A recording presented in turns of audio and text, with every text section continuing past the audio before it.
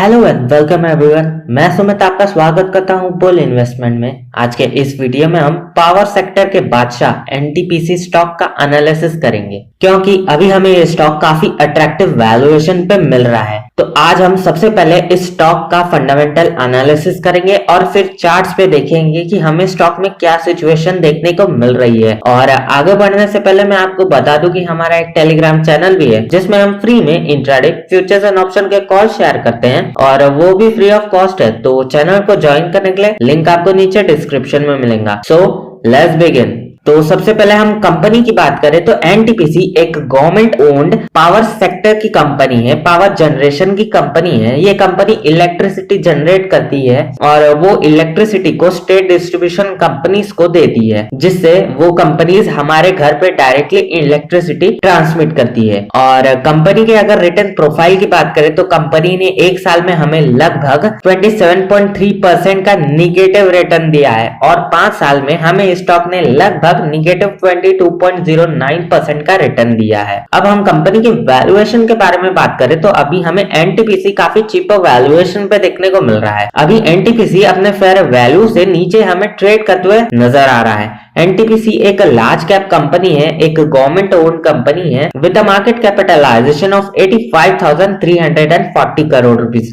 अगर हम कंपनी के वोलेटिलिटी की बात करें तो ये स्टॉक काफी लो रिस्क लो वोलेटिलिटी वाला स्टॉक है। कुछ की मैट्रिक्स की बात करें तो आपको प्राइस टू अर्निंग रेशियो मिलेगा 7.35 का, जबकि सेक्टर का है 12.62 का। तो अभी हम अगर प्राइस टू अर्निंग रेशियोस को कंपेयर करें तो अभी हमें ये स्टॉक काफी चीपर वैल्यूएशन पे ट्रेड करते हुए नजर आ रहा है, मतलब कि आधे वैल्यूएशन पे ये स्टॉक ट्रेड करते हुए नजर आ रहा है। Price to book value ratios की बात करें तो ये आपको मिलेगा 0.69 का। अगर कंपनी के ऊपर टोटल डेप्थ की बात करें तो कंपनी के ऊपर टोटल 2 लाख करोड़ रुपीस का डेप्थ है, जिनमें से 1,76,000 करोड़ रुपीस का डेप्थ लॉन्ग टर्म डेप्थ है। तो ये काफी रिस्की बैट है। तो कंपनी के वैल्यूएशन जो आपको मिलेगा वो मिलेगा 85,000 करोड़ रुपीस का, और जो कंपनी के ऊपर डेप्थ है वो आपको मिलेगा लगभग उसका 2 गुना, जो कि है 1,76,000 करोड़ रुपीस का। अब बात ये आती है कि हमें स्टॉक में गिरावट ही गिरावट क्यों देखने को मिल रही है। तो सबसे पहला रीजन तो आपके सामने है, कंपनी के ऊपर डेप्थ काफी ज्यादा है, जो लीवरेज है वो 2 टाइम्स है। और जो दूसरा पॉइंट है उसके लिए मैं आपको कंपनी के फाइनेंशियल्स पे लेके जाना चाहूंगा। तो आप यहाँ पे कंपनी का जो इनकम स्टेटमेंट है उसे देख सकते हैं। टोटल रेवेन्यू 2019 में कंपनी के पास था 1,03,278 करोड़ रुपीस और 2020 में कंपनी का जो रेवेन्यू था वो बढ़ के 1,17,721 करोड़ रुपीस हो गया। यहाँ तक तो जो पिक्चर है वो हमें क्लियरली दिख रही है, साफ दिख रही है। बट आप कंपनी के अगर नेट इनकम को देखेंगे तो आप देखेंगे कि नेट इनकम फ्लक्चुएट काफी होता है। 2019 में आपको 13,736 करोड़ रुपीस का देखने को मिलेगा और 2020 में इसमें हमें गिरावट देखने को मिली और वो हो गया 11,600 करोड़ रुपीस का। अगर आप लास्ट के कुछ 5-6 सालों का जो नेट प्रॉफिट मार्जिन है उसे कंपेयर करेंगे पुराने नेट प्रॉफिट मार्जिन के साथ, तो आप देखेंगे कि पहले कंपनी लगभग 13 to 16% का एक हेल्दी प्रॉफिट मार्जिन मेंटेन करती थी, बट रिसेंटली इनके जो प्रॉफिट्स मार्जिन है वो काफी गिर चुके हैं।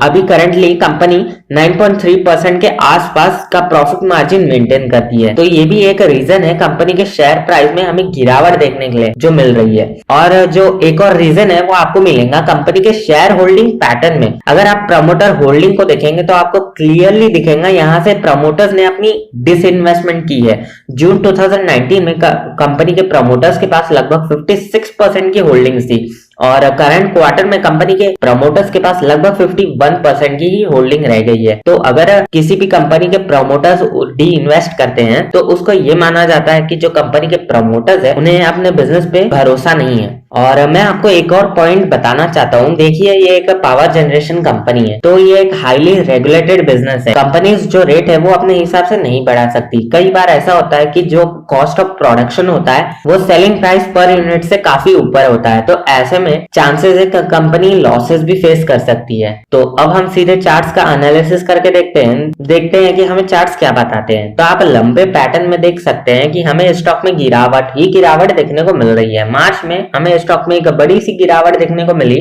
और स्टॉक ने लगभग 74.65 के आसपास एक स्ट्रॉन्ग सा सपोर्ट लिया। फिर हमें स्टॉक में एक रिकवरी तो देखने मिली, बट काफी टाइम तक हमें स्टॉक में एक रेंज बाउंड की सिचुएशन देखने को मिल रही है। फिर जब स्टॉक ने अपने रेजिस्टेंस को तोड़ा, जो कि आपको मिलेगा 100.64 के आसपास का, तो स्टॉक उससे ऊपर ज्यादा देर तक सस्टेन नहीं कर पाया और फिर स्टॉक में हमें वहां से एक गिरावट ही देखने को मिल रही है। इस बार तो स्टॉक ने अपने सपोर्ट को, जो कि 86 का था, उसे भी तोड़ के करेंटली नीचे हमें ट्रेड करते हुए नजर आ रहा है। अब हम कुछ इंडिकेटर्स की बात कर लेंगे तो RSI आपको मिलेगा 52 का, करेंटली स्टॉक हमें न्यूट्रल बता रहा है। MACD में हमें एक बुलिश क्रॉसओवर देखने को मिल रहा है और बोलिंजर बैंड में हमें एक बुलिश ट्रेंड देखने को मिल रहा है, क्योंकि अभी स्टॉक में हमें अपर बैंड पे ट्रेड करते हुए नजर आ रहा है। हालांकि अगर हम कैंडलस्टिक्स पैटर्न की बात करें तो हमें इसमें एक बियरिश ट्रेंड देखने को मिल रहा है। काफी मिक्स सा सिग्नल ये स्टॉक हमें दे रहा है। अब हम बात करते हैं कि हमें स्टॉक में क्या करना चाहिए। देखिए, ये सेक्टर एक हाईली रेगुलेटेड सेक्टर है। प्राइसिंग्स भी कंपनी अपने हिसाब से नहीं रख सकती, प्रॉफिट मार्जिन्स भी कंपनी के मेंटेन नहीं हो रहे हैं, वो भी लगातार गिरे ही जा रहे हैं और कंपनी के ऊपर लगभग 2 टाइम्स का लीवरेज है। और मैं एक और इम्पोर्टेंट आपको बात बताना चाहूंगा, जो की है कि गवर्नमेंट अभी फोकस कर रही है ग्रीन एनर्जी प्रोडक्शन पे। तो सिचुएशन ये है कि हमें स्टॉक में लंबे समय तक कुछ कंसोलिडेशन देखने को मिल सकता है, नहीं तो आगे जाके स्टॉक में हमें और गिरावट भी देखने को मिल सकती है। तो मैं तो आपको यही सजेस्ट करूंगा कि ऐसे स्टॉक से दूर रहे। तो बस आगे तो सारे डिसीजन आपके हैं, कोई भी डिसीजन लेने से पहले अपना पूरा एनालिसिस कर ले, अपनी पूरी स्टडी कर ले और फिर ही कोई डिसीजन ले। तो वीडियो अगर अच्छी लगी हो, चैनल को सब्सक्राइब करें, लाइक करें, शेयर करें। मिलता है अगले वीडियो में, तब तक ले नमस्कार और हैप्पी इन्वेस्टिंग।